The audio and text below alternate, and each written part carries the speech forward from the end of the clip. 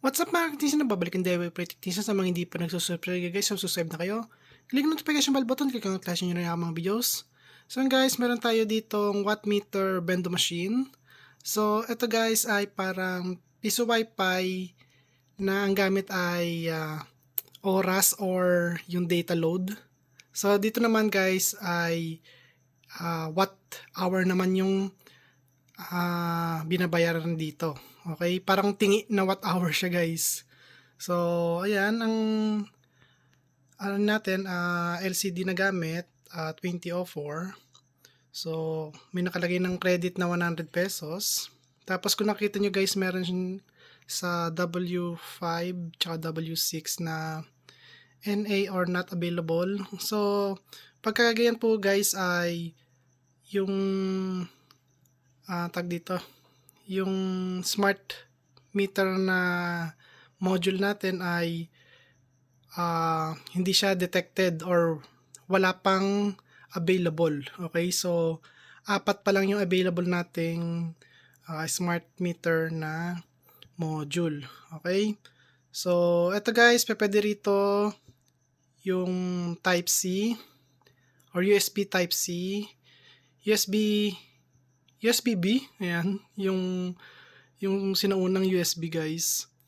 Tapos lightning at saka micro USB. So, ang kagandahan dito guys is hindi oras yung ginagamit dito kundi yung kilowatt or watt hour yung binibigay nyo sa customer. Okay? So ngayon guys, meron tayong dalawang USB na gagamitin dito. Ito. So, USB type C. So, ayan, at para may idea rin kayo kung paano to mag-work. So, ito yung test bench. Ayan, so lahat yan naka lang yan. Configure lang sa isang wire. Ayan, para hindi ganong ma-wire guys. So, ngayon, ang kagandahan dito is kahit maghulog ka, hindi siya mahulog guys, hindi siya kakainin. Kailangan select muna yung customer dito sa mga pindutan. Ito guys, hindi ko muna ginagamit to. So, ito lang mismong gamit yan. Ito, tsaka ito. Okay? So, dito tayo magpipindot. Itong mga to, at dito lang. Ito guys, di ko muna to ginamit. Pero may function din to. Okay, pag gusto ko siyang gamitin, pwede ko siyang gamitin. So ngayon hindi siya nakasaksak. So ayan, at hulog tayo guys para may idea kayo. So kapag yun nga, hindi kayo nagpindot, so hindi siya kakainin guys. Ayan, ayaw. Okay, so kailangan pindot tayo kahit saan dyan guys. So nakita nyo, nagbago na yung no. So pag naghulog tayo, may nag-insert ng bill. Ay. Ayun. At kung nakita nyo guys, yung credit natin naka 150 na siya. Tapos yung nakita nyo rito, may oras siya para malaman nyo kung pwede pa kayong maghulog. So hulog tayo ng piso. Ayun. Tapos hulog na natin itong mga to guys.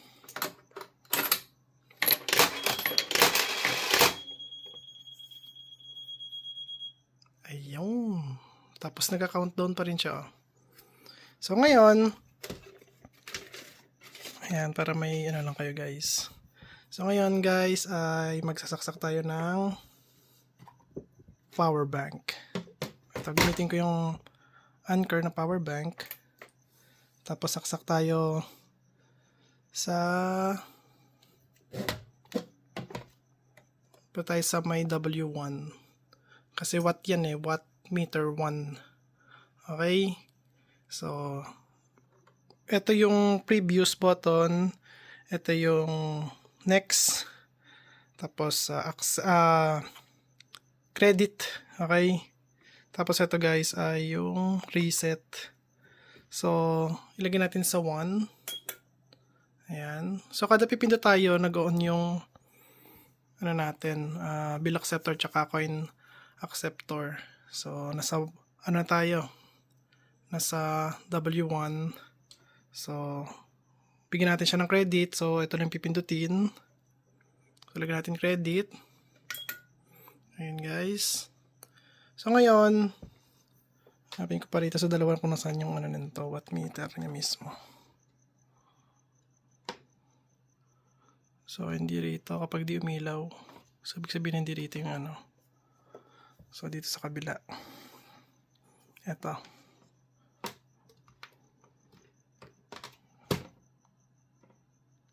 So ayan guys. Kung nakikita nyo, ayan. So tignan nyo yung wattage nyan guys ha. Ayan. So 127 almost watts. So tignan natin dito guys. Ay maubos na. Maubos yung lagyan natin ano. Lagyan natin ulit ng lagyan natin guys. Ayan. So tignan nyo rito guys ha. Ayan. So nakita nyo yung amps. Ayan yung wattage nyo guys. So 130 watts. So bakit ganon? Sir, bakit dito sa Anchor mo is nasa 127 lang. Yan, 126. Pero sa metering natin guys, bakit nasa 130 watts? So dahil kasi guys, meron tayong lost na current or voltage sa wire natin. So eto kasi guys, tama tong reading nito. Okay? Tama rin naman yung reading nitong Anchor. Yun nga lang, may loss talaga tayo sa wire niya. Okay, hindi natin ano yun. Hindi natin hindi perfect yun. Hindi 100% na 100% efficiency yung wire. Okay?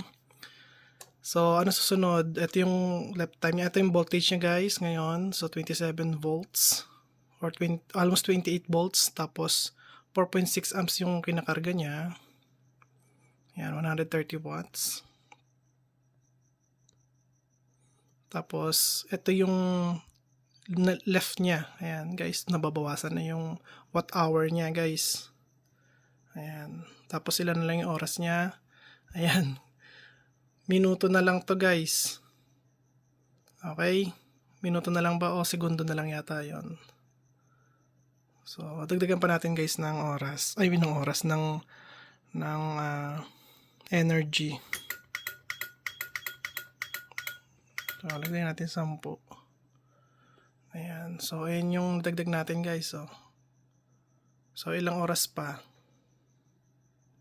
Para makita natin. Ayan, 5 minutes. 5 minutes 2 seconds. Ayan, 5 minutes sakto. So, ganyan po siya guys. Okay? So, maximum nito guys, depende sa gusto nyo guys. Pwede nyo hanggang 9 amps. Kasi may ano to, may detector. Kapag overcurrent na yung ano niya, yung output, madedetect po yun guys. So, papakita ko rin sa inyo yun guys. Wait lang. Tapos yung ano nito, meron siyang overcurrent protection, meron siyang overpower protection. Okay? So, papakita ko sa inyo. Wait lang. So, ito siya mga sir. So, baguhin natin yan. Gawin natin 3. Ayan. Point. Ito. 3.5. Ayan guys. So, 3.5 na. Tapos, okay. Yung C. C button kasi ito guys. Ayan. At, meron limit na siya guys. Ayan. So, nakalimit na yung ano niyan. So, nakalimit na yung meter niya. Ayan. So, makikita nyo guys. Ay. Ayan.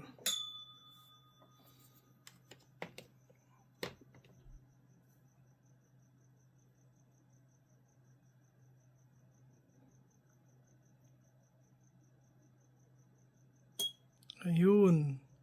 Nakalagay over current protection. Diba? So, namatay siya. Oh.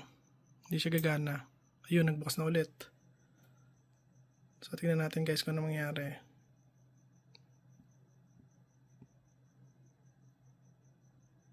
Kasi naka 3.5 siya, di ba? Ayun. Na-detect na ulit yung overcurrent protection guys. So ganun din naman sa over power protection guys, sa wattage naman siya nililimit. So ayan, para may idea lang kayo. 'Di ba? 'Di ba? Naka protect siya guys. Okay? So ganun po kaganda yung natin. So ayan. Kabila naman tayo sa W2 naman tayo.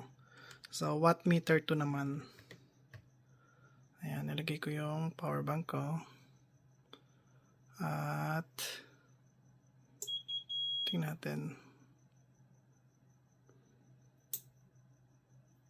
Ayun.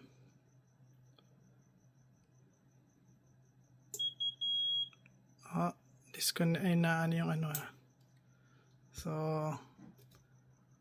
balik tayo sa 1. Ayan.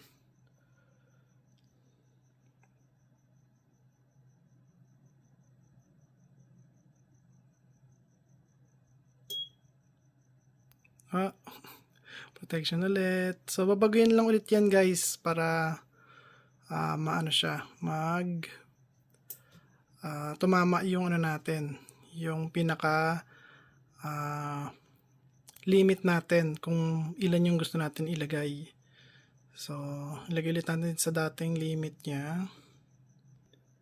So yun siya mga sir. At gawin natin siyang 5 amps. So 5 lang, ayan 5. Tapos okay na natin siya guys. Ayan. So ngayon nakalimit na siya sa 5 amps. Tapos charge natin guys.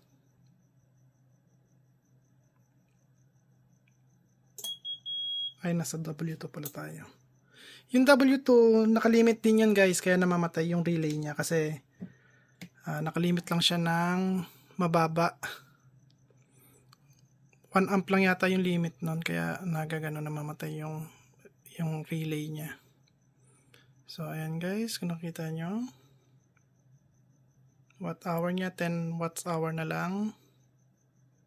Kasi nga 130 watts ba naman yung kinakain. So 9 minutes. Ayan, 27 volts. Diba? Naka-limit siya sa 5 amps. So kayang-kaya niya yung 4.6 amps. So ayan, 130 watts.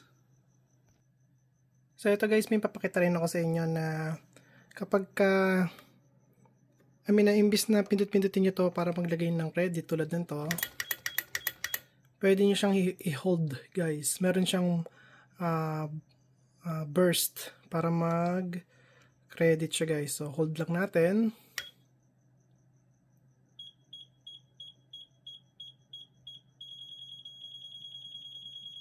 Kita nyo? Meron tayo niyan guys. So pwedeng sa una after mga 3 seconds. So ganyan yung 3 seconds. After 3 seconds, ayan na yan. Bibilis na siyang ganyan. Okay? So meron siyang boost para may ilagay nyo agad yung credit. So pwede nyo siyang gamitan ng ibang watt meter. So lagay lang natin sa ibang watt meter. Pwede guys gamitin tong pindutan dito. Kunyari ayaw yung gumamit ng selection. Pwede natin siyang ilagay sa 4 or 3 agad ng kahit na hindi gamitin to. So kung ano yung available lang guys, yun lang yung mapipindot nyo. So kunyari yan, lagyan natin sa may 3. So pindutin natin yung 3. Ayan guys, so nasa 3 na siya. So kunyari lagyan natin siya sa may, sasabihin natin nasa 4 siya. Sasabihin natin yan nasa 4 siya. Ayan, tapos gusto na agad natin siya lagay sa may 2. Ayun. Okay, so pagka pinindot natin yung 5, ayaw. 6. So, ibig sabihin nun guys, nakalimit lang siya doon sa kung anong available lang. So, yung mga not available guys, hindi siya mapipindot. Kahit anong pindutin nyo dyan. Ayan, wala. Okay. So, sa number 4, so, lagyan natin siya ng credit.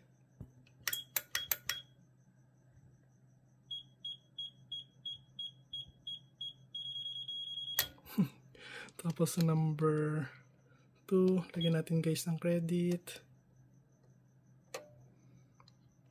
Number 2 pala. Ito pala.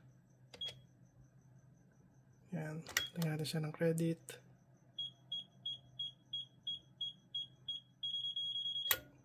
Number 3.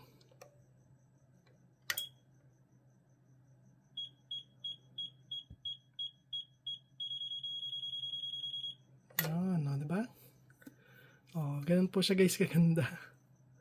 Oh, diba? Okay, diba guys? So, lagyan natin yung yung anchor natin kung ano na siya guys. Ayan na.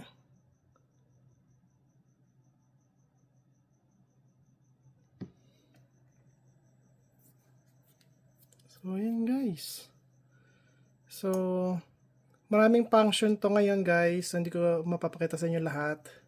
Tapos dinadagdag mo pa siya ng mga bagong function. Okay? So lahat nandito na guys. Yung meron tong tag dito. Yung counter sa kung magkano yung nahulog nyo. Basta ganun yung mga logs. Meron to guys. Okay?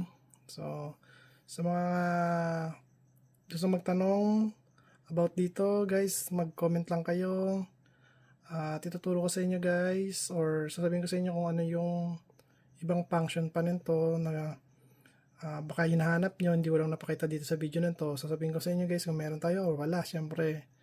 Tapos sa mga available nito guys, PM nyo lang ako or comment lang din kayo dyan. At ano pa ba guys, gusto nyo malaman. So, about ano lang naman to eh. Hindi na siya guys gumagamit ng yung oras mismo. Day, 3 days. So, basta guys, hindi na siya gumagamit ng oras. Kasi, ang gamit niya is yung tingi na kilowatts. Ayan. At, yung nakikita niyong oras dyan, ibig sabihin yun, depende yun sa load ng gagamitin yung device. So, tulad din to, naka 130 watts pala to. Diba? So, kayang-kaya niya 130 watts, guys. Kayang-kaya na ng system natin ng ganyang kalakas na wattage. Okay? Mostly kasi kina-charge lang naman natin dito, diba guys? Cellphone lang, ganyan. Tapos, mga power bank lang, diba? Sa Shopee. So, mga ganon. So, ayan guys. At kung nagustuhan nyo ang video ko, huwag kalimutan mag-like, share, subscribe. Click the notification button. Click nyo guys. Bye. Peace.